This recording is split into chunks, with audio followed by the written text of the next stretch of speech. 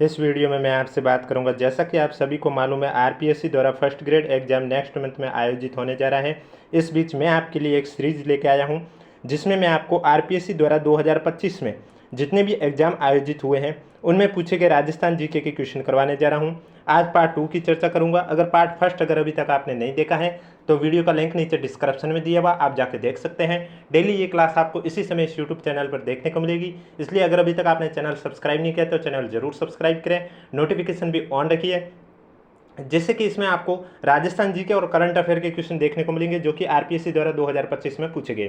क्योंकि आपने देखा होगा 2025 में आरपीएससी के जो प्रश्नों का लेवल है वो थोड़ा चेंज हो गया है, तो वो आपको पता होना चाहिए कि किस तरह का लेवल है अब आरपीएससी पूछा करती है, जिससे कि आपको एक तरह का हिंट मिल सके कि आरपीएससी फर्स्ट ग्रेड में भी किस लेवल तक जा सकता है प्रश्नों को लेकर। तो चलिए वीडियो स्टार्ट करते हैं। वीडियो स्टार्ट करने से पहले एक बार वीडियो को लाइक कर लीजिए, चैनल भी जरूर सब्सक्राइब कर लीजिए, क्योंकि ये डेली क्लास आपको इसी समय इस यूट्यूब चैनल पर देखने को मिलेगी। और वीडियो की स्टार्टिंग में मैं आपको बता दूंगा कि मैं कौन से पेपर की चर्चा करने जा रहा हूँ।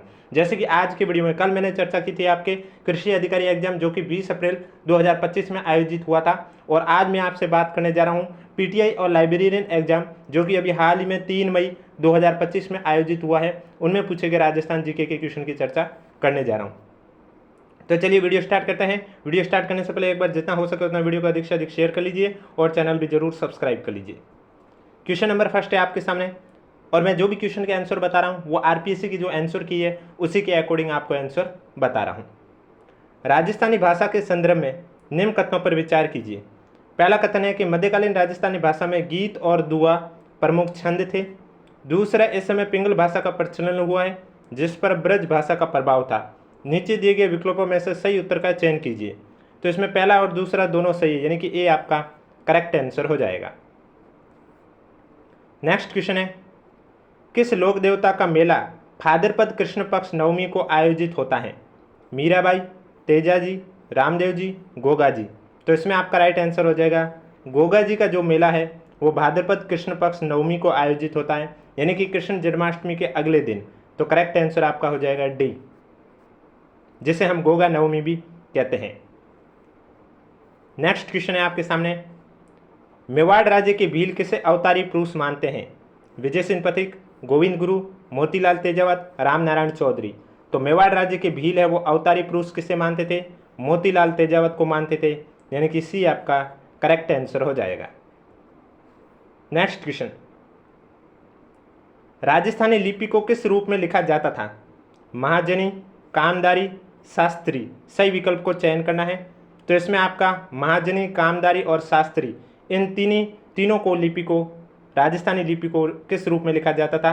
तो राजस्थानी लिपि को महाजनी, कामदारी और शास्त्री तीनों रूपों में लिखा जाता था। करेक्ट आंसर आपका हो जाएगा सी। निम्न में से किस समाचार पत्रों में बिजोलिया किसान आंदोलन की खबरें प्रकाशित हुई है? प्रभा, प्रताप, केसरी, वेंकटेश्वर समाचार।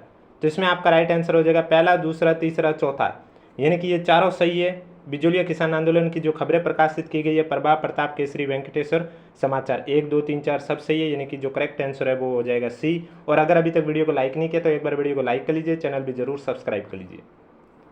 नेक्स्ट क्वेश्चन है, बागोर पुरास्थल के संदर्भ में कौन से कथन सही है? यह कोठारी नदी के तट पर स्थित है। स्थानीय लोग इसे महासती के नाम से जानते हैं। इसके उत्खनन कार्य से डॉक्टर वीएन मिश्रा संबंध रहे हैं। तो इसमें आपका राइट आंसर हो जाएगा पहला, दूसरा, तीसरा। बागोर पुरास्थल के संदर्भ में ये तीनों कथन सही है कि बागोर पुरास्थल है कोठारी नदी के तट पर है, स्थानीय लोग इसे महासती के नाम से जानते हैं, और इसके उत्खनन कार्य से वीएन मिश्रा भी संबंध रहे हैं, यानी कि जो करेक्ट आंसर है वो आपका हो जाएगा डी, पहला, दूसरा, तीसरा सभी सही है। नेक्स्ट क्वेश्चन है, सलेमाबाद में निम्बार्क पीठ के संस्थापक निम्न में से कौन थे? हरिव्यास, दामोदर, विष्णु स्वामी, परशुराम देव।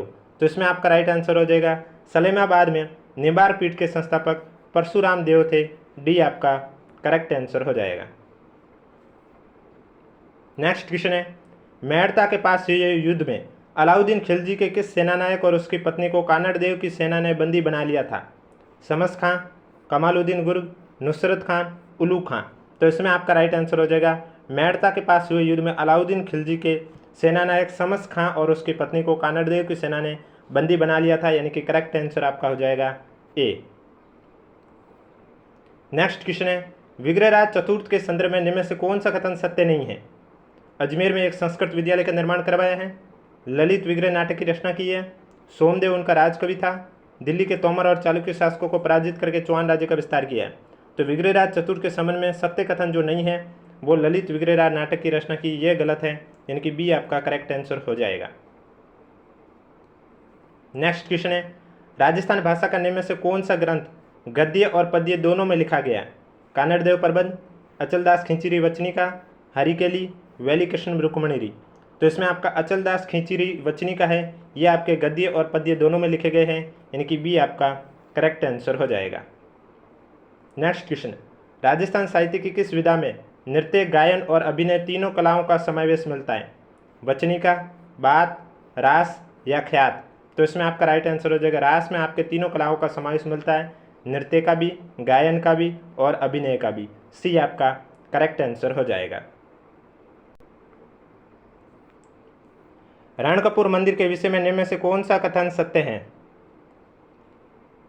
पहला, इसका निर्माण धरणाक तथा धरण शाह ने करवाया था। इसका मुख्य शिल्पी देपाक तथा दीपा था। इस मंदिर की मुख्य प्रतिमा जैन तीर्थकर भगवान आदिनाथ की है। तो रणकपुर मंदिर के विषय में आपका जो पहला, दूसरा और तीसरा तीनों कथन सही है, यानी कि इसका निर्माण धरण शाह ने करवाया था, जैन तीर्थकर भगवान आदिनाथ की है और शिल्पी देपाक या जिसे दीपा कहते हैं थे। तो करेक्ट आंसर आपका था बी। और डेली ये क्लास इसी समय इस यूट्यूब चैनल पर देखने को मिलेगी, इसलिए अगर अभी तक आपने चैनल सब्सक्राइब नहीं किया तो चैनल जरूर सब्सक्राइब करें, नोटिफिकेशन भी ऑन रखें। राजस्थान की किस चित्रकला शैली में माथेरान परिवार का योगदान सर्वाधिक माना जाता है? जयपुर, जोधपुर, कोटा या बीकानेर? तो माथेरान परिवार का योगदान सर्वाधिक बीकानेर शैली में माना जाता है। डी आपका करेक्ट आंसर हो जाएगा। निम्नलिखित में से किस स्थान से राजस्थान के लोगों ने प्रथम साप्ताहिक समाचार पत्र राजस्थान केसरी का प्रकाशन किया है? वर्धा, अजमेर, ब्यावर, उदयपुर? तो इसमें आपका राइट आंसर हो जाएगा वर्धा स्थान से राजस्थान के लोगों ने प्रथम साप्ताहिक समाचार पत्र राजस्थान केसरी का प्रकाशन किया है। ये आपका करेक्ट आंसर हो जाएगा। चरचरी रचना निम्न में से किससे संबंधित है? कथानक के रूप में, विवाह गीत के रूप में, उत्सव में ताल व नृत्य के साथ गाई जाने वाली रचनाएं, मुक्तक काव्य? तो इसमें आपका राइट आंसर हो जाएगा उत्सव में ताल व नृत्य के साथ गाई जाने वाली रचनाएं, चरचरी रचना उससे संबंधित है, यानी कि जो करेक्ट आंसर है वो आपका हो जाएगा सी। बुलाक आभूषण मानव शरीर के किस भाग पर धारण किया जाता है? नाक, हाथ, गर्दन, कमर? बुलाक आभूषण आपके नाक में पहना जाता है। ये आपका करेक्ट आंसर हो जाएगा।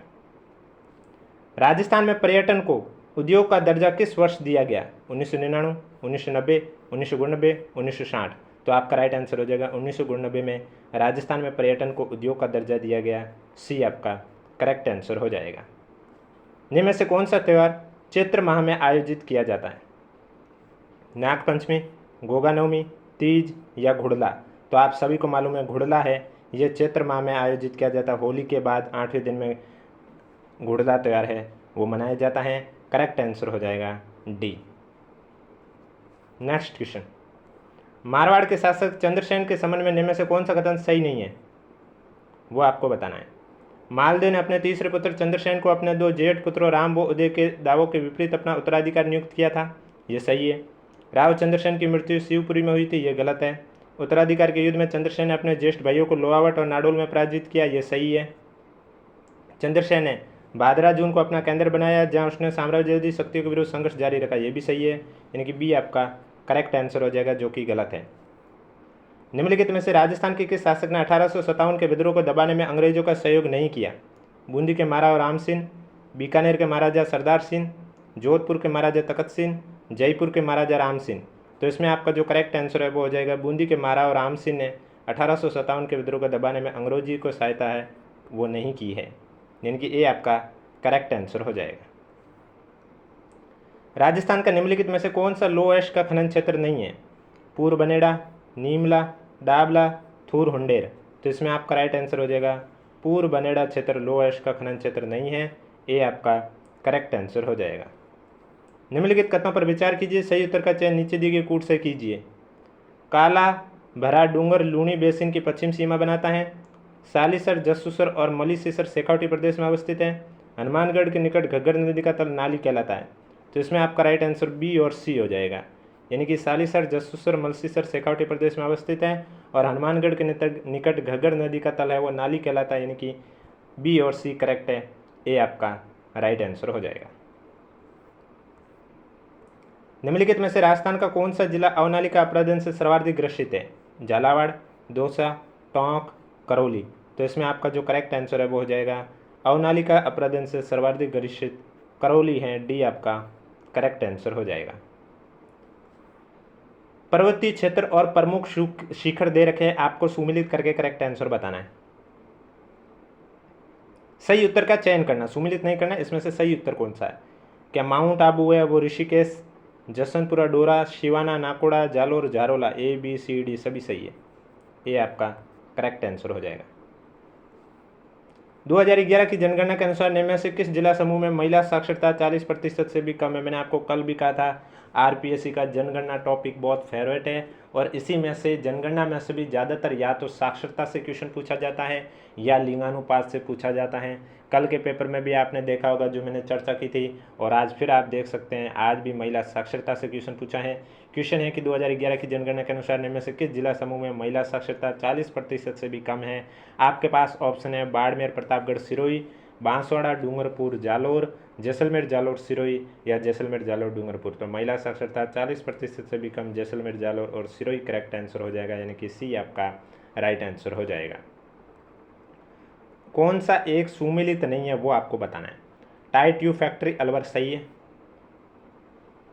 कोऑपरेटिव पेस्टिसाइड फैक्ट्री गंगानगर ये गलत है, Rajasthan explosive and chemicals Dholpur सही है, स्टेट केमिकल वर्कर डीडवाना सही है, यानी कि बी आपका करेक्ट आंसर हो जाएगा।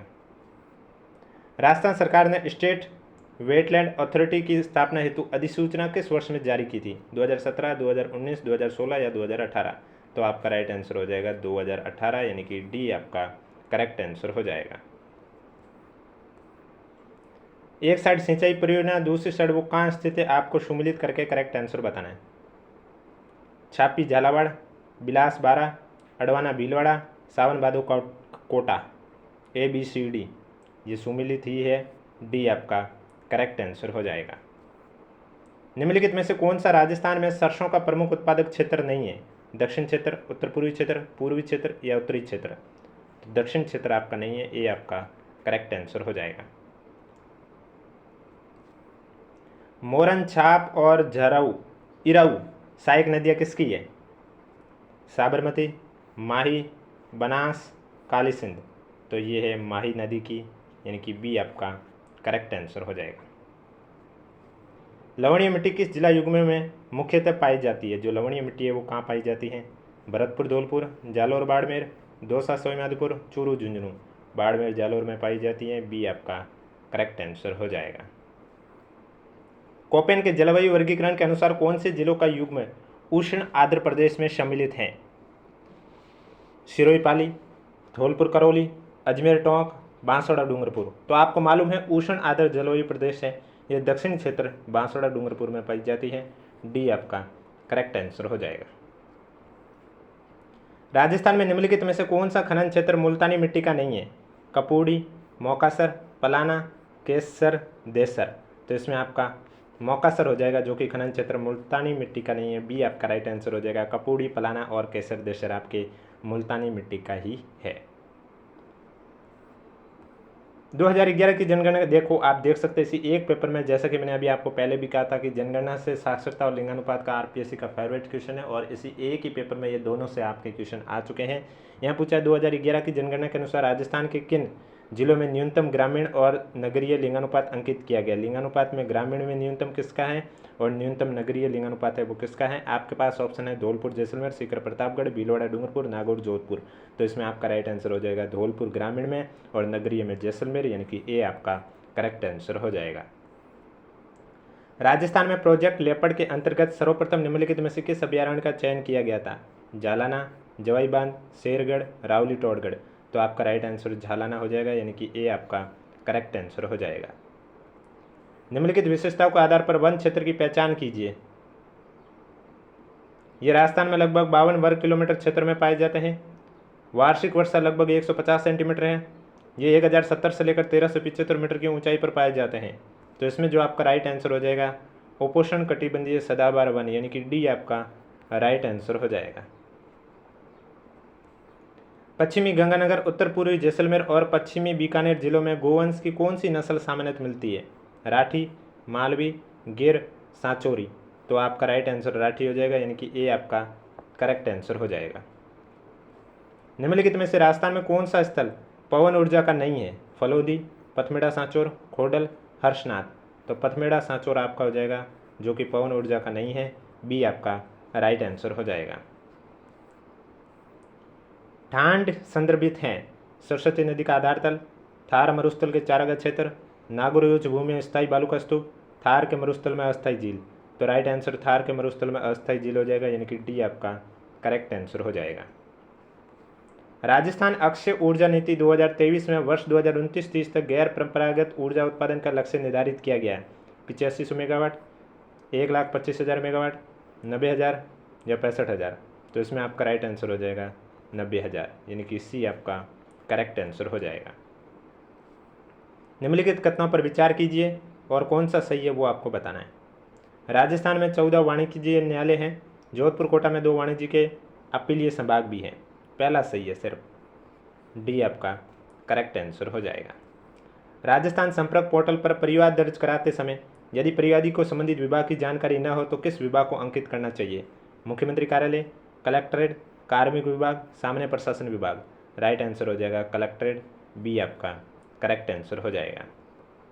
नेक्स्ट क्वेश्चन, राजस्थान में नए जिलों के निर्माण से संबंधित निम्नलिखित में से कौन सा समूह समयानुक्रम के अनुसार सही है? यानी कि जो ये जिले बने इनमें सबसे पहले कौन सा बना, उसके बाद कौन सा बना, उसके बाद कौन सा बना, उस समय के क्रम में आपको बताना है। तो आपके पास ऑप्शन है राजसमंद, धौलपुर, करौली, प्रतापगढ़, करौली, प्रतापगढ़, राजसमंद, धौलपुर, धौलपुर, राजसमंद, करौली, प्रतापगढ़, या करौली, राजसमंद, प्रतापगढ़, धौलपुर। तो सी करेक्ट आंसर हो जाएगा, धौलपुर, राजसमंद, करौली, प्रतापगढ़। सी आपका राइट आंसर हो जाएगा। सर्वप्रथम किस वर्ष समूचे राजस्थान राज्य में ग्राम पंचायतें स्थापित की गई है? 1953, 1959, 1993, 1951। तो आपका राइट आंसर हो जाएगा 1953 में सर्वप्रथम राजस्थान राज्य में ग्राम पंचायतें स्थापित की गई है। ये आपका करेक्ट आंसर हो जाएगा। और अगर अभी तक वीडियो को लाइक नहीं किया तो एक बार वीडियो को लाइक कर लीजिए, चैनल भी जरूर सब्सक्राइब कर लीजिए। लोकायुक्त राजस्थान के कार्य क्षेत्र से संबंधित निम्नलिखित कथनों पर विचार कीजिए और सही विकल्प का चयन कीजिए। पहला है लोकायुक्त संस्था द्वारा स्थानीय प्राधिकरण के अध्यक्ष और उपाध्यक्ष के विरुद्ध शिकायतों की जांच नहीं की जा सकती है, गलत है। इसमें 5 वर्ष से अधिक पुराने मामले की शिकायत नहीं की जा सकती है, सही है। सेवानिवृत्त लोक सेवक के विरुद्ध इस संस्थान में शिकायत नहीं की जा सकती है, सही है। दूसरा और तीसरा सही है, यानी कि बी आपका करेक्ट आंसर हो जाएगा। नेक्स्ट क्वेश्चन, राजस्थान विधानसभा के संदर्भ में निम्नलिखित में से कौन सा युग्म सुमेलित नहीं है? पहली विधानसभा में 306 बैठकें हुई है, 12वीं विधानसभा में 140 बैठकें हुई है, 5वीं विधानसभा में 200 बैठकें हुई है, 8वीं विधानसभा में 180 बैठकें हुई है। तो पहला गलत है, क्योंकि 12वीं में 140 सही है, 5वीं में 200 सही है, 8वीं में 180 सही है। अब आपको कमेंट बॉक्स में बताना है कि पहली विधानसभा में कितनी बैठकें हुई थी। राज्य के मंत्रिपरिषद के संबंध में सही कथन को पहचानिए। पहला है कि इसकी न्यूनतम सदस्य संख्या 12 है। यह राज्यपाल को उसके सभी कर्तव्यों के निष्पादन में सलाह देती है। राज्यपाल को इसकी सलाह अंत्य बाध्यकारी होती है। यह राज्य विधानमंडल के प्रति सामूहिक रूप से उत्तरदायी होती है। तो राज्य के जो मंत्रिपरिषद है, जैसे कि राजस्थान के जो मंत्रिपरिषद मंडल में सदस्य हैं, उसमें न्यूनतम सदस्य संख्या कितनी होनी चाहिए? 12, करेक्ट आंसर। और अधिकतम आपके जो विधानसभा में विधायकों की संख्या का कितना प्रतिशत होता है? 15%। यानी कि राजस्थान में कितने सदस्य हैं विधानसभा में? 200। तो इसका 15% हुआ 30, यानी कि जो अधिकतम है वो संख्या 30 होनी चाहिए और न्यूनतम है वो कितनी होनी चाहिए? 12। और इसके अलावा अगर अभी तक वीडियो को लाइक नहीं किया तो एक बार वीडियो को लाइक कर लीजिए, चैनल भी जरूर सब्सक्राइब कर लीजिए। राजस्थान विधानसभा में सभापतियों की तालिका में अध्यक्ष द्वारा अधिकतम कितने सदस्य मनोनीत किए जा सकते हैं? 4, 7, 6 या 5। तो राजस्थान विधानसभा में सभापतियों की तालिका में अध्यक्ष द्वारा अधिकतम 4 सदस्य मनोनीत किए जा सकते हैं। ये आपका राइट आंसर हो जाएगा। तो ये थे, इसमें टोटल आपके 100 क्वेश्चन पूछे गए, 48 आज करा दिए, बाकी बचे क्वेश्चन कल आपको इसी समय इस यूट्यूब चैनल पर करवाऊंगा। इसलिए अगर अभी तक आपने चैनल सब्सक्राइब नहीं किया तो चैनल जरूर सब्सक्राइब करें, नोटिफिकेशन भी ऑन रखें, क्योंकि डेली आपको इस यूट्यूब चैनल पर आरपीएससी द्वारा 2025 में जितने भी एग्जाम आयोजित हुए हैं उनमें पूछे गए राजस्थान जीके और करंट अफेयर के भी क्वेश्चन आपको करवाए जाएंगे, जिससे कि आपको पता चल सके कि 2025 में आरपीएससी ने अपने जो प्रश्नों का लेवल है वो कहाँ तक पहुँचा दिया है। तो वीडियो पसंद आए तो एक बार वीडियो को लाइक कर लीजिए, चैनल भी जरूर सब्सक्राइब कर लीजिए और जितना हो सके उतना अधिक से अधिक इस वीडियो को शेयर कीजिए। और आज की वीडियो में मैंने आपसे चर्चा की थी पीटीआई और लाइब्रेरियन एग्जाम जो कि 3 मई 2025 को आयोजित हुआ था, उसमें पूछे गए राजस्थान जीके के क्वेश्चन। इसके कुछ और क्वेश्चन हैं वो कल आपको इसी समय इस यूट्यूब चैनल पर देखने को मिलेंगे।